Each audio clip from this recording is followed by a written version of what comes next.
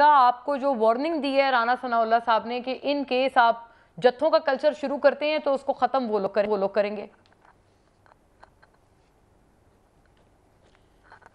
شکریہ مونا.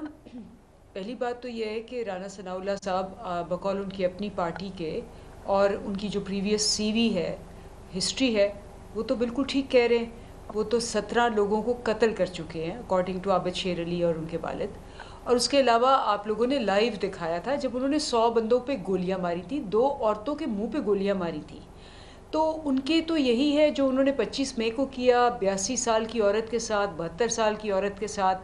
وہ تو ان کو تو کوئی، میرے پہ آپ کو پتہ ہے انہوں نے 7 کیسز کیے رانا ثناءاللہ نے، 4 دہشت گردی کے، 1 قتل کا میرے پہ اور ڈاکٹر یاسمین پہ. اور سو آپ ان کو تو جو انہوں نے کر دیا ہے وہ تو جس کو کہتے ہیں بربریت بھی نہیں، درندگی ہے. اور اس کی ایویڈنس ان کے اپنے لوگ دیتے ہیں.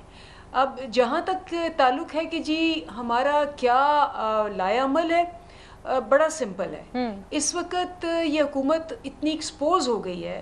آپ کو بھی پتہ ہے کہ یہ جو الیکشن ہوئے ہیں اس کے اندر ساری 13 جماعتیں اور یہ جو چوز کی گئی تھی کانسٹیٹیونسیز، یہ کیسے چوز کی گئی تھی؟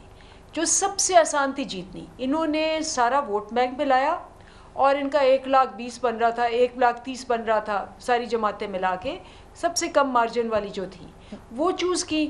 اس کے بعد الیکشن کمیشن کو ساتھ ملایا اور کہا کہ جی یہ ان 11 کی، پہلے اسپیکر کو ساتھ ملایا کہ جی ان کو ڈکلیئر کرو اور پھر الیکشن کمیشن کو ساتھ ملایا.